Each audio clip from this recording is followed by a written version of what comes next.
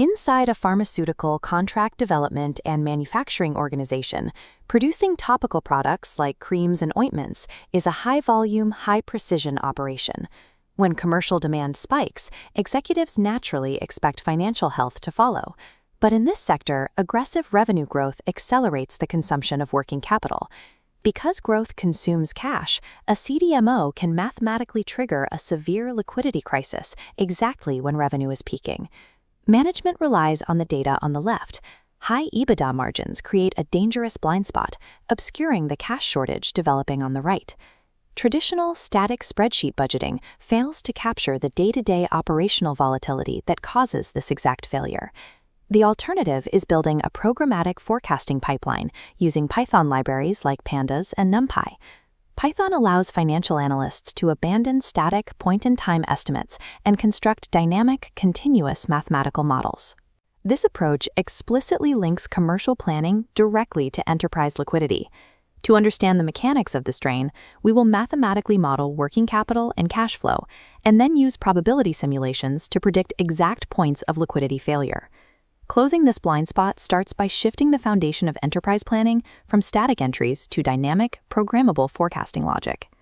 Revenue forecasting is the starting axiom for all enterprise planning models. It is driven primarily by the sales pipeline and available production capacity.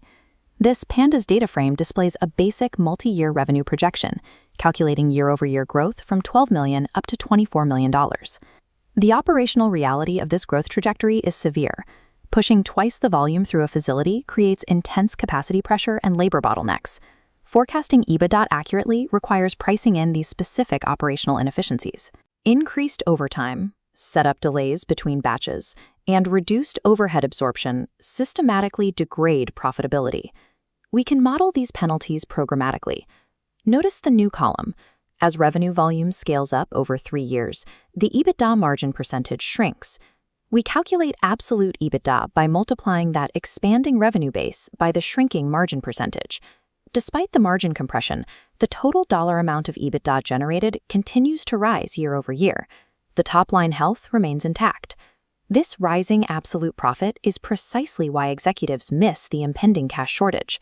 Rapid growth inherently destabilizes operations. Pure EBITDA forecasting is an insufficient measure of enterprise stability. Working capital is the mechanism that drains liquidity.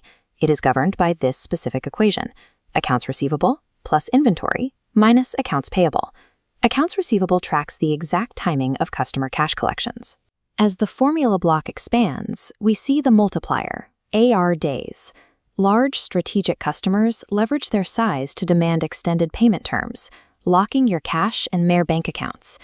Inventory represents the cost of goods sold over time, multiplied by the number of days material sits in the warehouse. Expanding the inventory block shows how operational drivers bloat this number. New product launches require massive safety stock, and complex packaging extends material lead times. Management might try to cut inventory days to improve cash flow, but that introduces a brutal operational trade-off. Aggressive inventory reduction reliably causes material shortages, which lead to expensive expedited freight and missed delivery dates for key customers. The final variable is accounts payable, essentially representing supplier financing. Extending AP terms keeps cash in the business longer, but it strains supplier relationships and eliminates leverage for negotiating material pricing. When revenue scales rapidly, the sheer volume of accounts receivable and inventory swells past the small offset provided by accounts payable. Working capital acts as a sponge. The faster a company grows, it is mathematically guaranteed to trap cash inside lead times and payment terms. Free cash flow is the metric used for assessing enterprise value. Here's the strict definition: EBITDA minus capital expenditures minus the change in working capital minus cash taxes. The critical variable here is delta working capital. This represents the period-over-period change in the balances we just calculated. Calculating this continuous change across hundreds of products and clients is why Python functions, specifically pandas.diff, easily outperform static spreadsheets. This waterfall chart visualizes the mathematical proof of the growth trap. We start with a tall, solid green pillar representing total EBITDA. Subtract the massive increase in working capital required to fund new revenue. This immediately drains a huge portion of generated profit. The remaining profit is further decimated by the capital expenditures required to build the physical capacity for that new production. The final output plunges below zero. This chain proves how a company can possess stellar top-line growth and high EBITDA, yet consume cash heavily enough to face bankruptcy. Even with a perfectly constructed programmatic model, future operational performance remains uncertain. Relying on a single deterministic outcome to plan your capital is a failure of risk management. We can estimate true liquidity risk using Monte Carlo forecasting in Python, pulling from the NumPy library as shown here. This function simulates 1,000 distinct operational trajectories based on historical variance, mapped here across a 5-year timeline.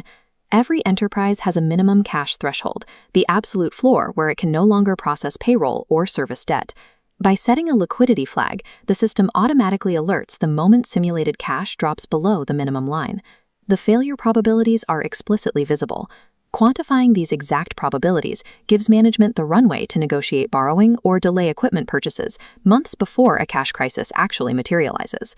Probabilistic simulation shifts a company from reactive cash management to proactive liquidity defense. This project directory outlines the complete pipeline, sourcing data from SAP, calculating working capital mathematically, and outputting to live risk dashboards. This architecture functions as an integrated system for operational planning, strict liquidity management, and enterprise valuation. Python provides the computing scalability required to continuously process these complex, risk-adjusted scenarios. Deeply mapping the deterministic relationships between revenue, operational bottlenecks, and cash consumption is a strictly required foundation.